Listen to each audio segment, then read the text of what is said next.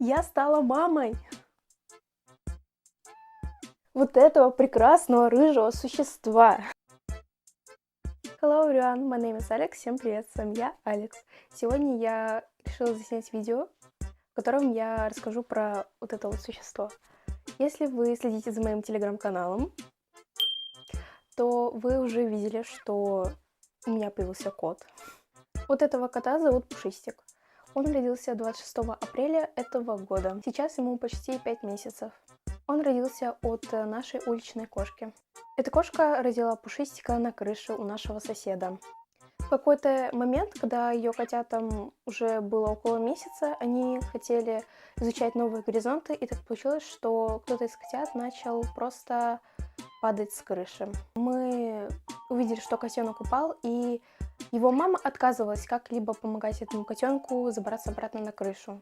Поэтому нам пришлось вмешаться в эту ситуацию и просто найти того котенка, который упал к соседу, и заодно забрать всех остальных котят с крыши. К слову, это произошло, когда у меня на следующий день был экзамен ЕГЭ.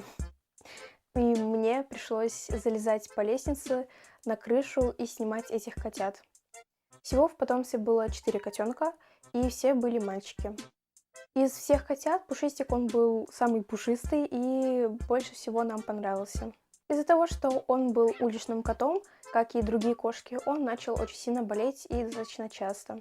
Мы с родителями очень долго говорили о том, что мы хотим забрать этого кота, потому что он нам действительно понравился, но забрать уличного кота для нас было немножко сложно, так как до этого у нас жила кошка. Она у нас жила с моих 6 лет. И так получилось, что около года назад или 2 она умерла от рака молочных желез.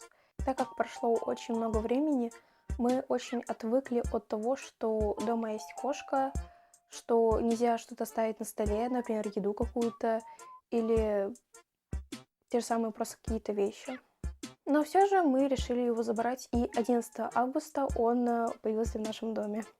На удивление, эта пушистая попа очень быстро поняла, куда ходить в туалет, что вообще с этим делать, и до сих пор является очень хорошим, послушным мальчиком. Конечно, он бывает залезает на столы, но когда я начинаю ему говорить нельзя, он вроде бы перестает это делать. Такое ощущение, будто бы он был всегда домашним котом, потому что он действительно с первого раза начал ходить в туалет на лоток. Ни разу еще не промахнулся, я надеюсь, этого не будет. И, в принципе, он будто бы и никогда не жил на улице. Конечно, он ел очень так быстро сначала. Сейчас он ест вроде бы чуть помедленнее или понимает, что никто его еду не заберет, как могло бы быть это раньше. Он меня вроде как выбрал своей хозяйкой, поэтому мы спим с ним вместе.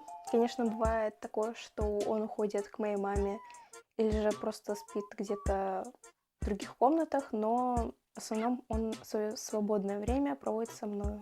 И так как я его хозяйка, он делает со мной все, что угодно. Под все, что угодно я имею в виду, что он царапается постоянно, он кусается. Но, скорее всего, он кусается, потому что у него сейчас происходит замена молочных зубов на коренные зубы, поэтому, наверное, он поэтому кусается.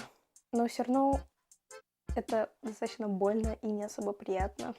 Но, знаете, в принципе, я не против, потому что, как говорится, ему можно все, он у меня любимый. У этого жопика-попика появились разные прозвища. Я, пожалуй, начну от самых милых до, наверное, грубых. Пушистое чудо, лисенок, лесной дикий кабанчик, желудь, рыжая попа, ну и чувырла. Если что, чувырла с китайского языка. Чувыр – это запах свиньи, то есть вонючка. Для меня Пушистик это просто идеальный кот, потому что, во-первых, он кот, во-вторых, он любит лежать и спать, когда я занимаюсь своими какими-то делами. Правда, пока я занимаюсь какими-то своими делами, он бывает кусает меня, играется с моими руками, но это, наверное, оплата за его сон. Но вообще это обычно происходит ближе к вечеру, так как он днем высыпается. А еще он грызет бумагу. И бывает ее ест, или бывает играется с наполнителем из лотка, и бывает его даже чуть-чуть ест. К слову, у нас нет мышей, да, но, видимо, все же одна есть. Хотя у нас, правда, одна была крыса, но сейчас ее, к сожалению, нет. После того, как моя кошка умерла, дом очень сильно изменился и будто бы опустел. Потому что, когда ты приходишь домой, тебя никто не встречает, никто не будет тебя посреди ночи, чтобы его погладили. И, в принципе, не составляет тебе компанию. И действительно было очень грустно и одиноко.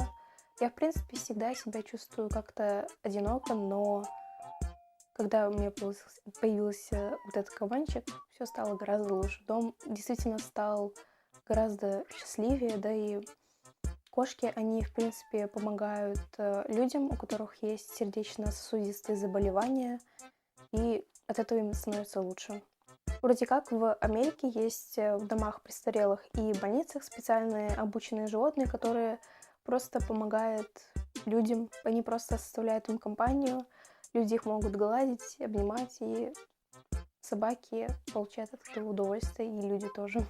Лисичку мы забрали очень вовремя, потому что спустя 2 или 3 дня мы на улице возле нашего дома мы нашли какой-то подносик с какой-то будто бы сметаной, и так получилось, что наши кошки это поели и их просто потравили. Честно, я без понятия, кто это сделал, но из-за этого у нас умерло очень много котят. У нас было 10 котят, и всего лишь осталось 3, включая этого кабана. Кстати, я называю его кабанчиком или олененком просто потому, что у него такая раскраска. Видите, тут у него идут полосочки и пятнышки. Поэтому это кабанчик. Или олененок. Наверное, он выглядит как олененок, но в душе он все же кабанчик. Да?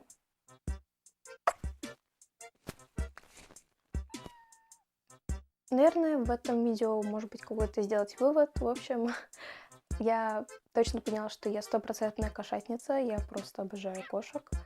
И без них действительно очень тяжело, да, и в принципе без какого-либо домашнего животного где-то рядышком, потому что это действительно помогает как-то справиться с одиночеством. В общем, это действительно как терапия такая. Я на самом деле действительно очень рада, что мы забрали Пушистика, и я стала мамой этого существа. И что вы поставили лайк, подписались на мой канал, или даже оставили какой-либо комментарий, мне будет очень приятно. Спасибо большое, что смотрели это, возможно, короткое видео. С вами была я, Алекс, и это прекрасное рыжее чудо. Да? Мы хотим вам пожелать добра и бобра. Всем пока.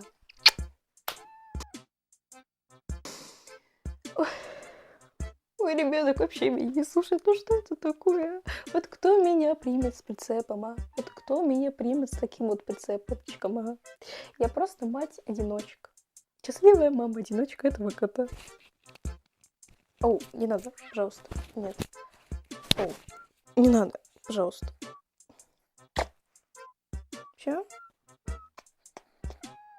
Не хочешь показать, как ты мурчишь, а, трактор? Нет, он просто хочет играться. Не надо, не ломай мне микрофон, пожалуйста. У меня один такой.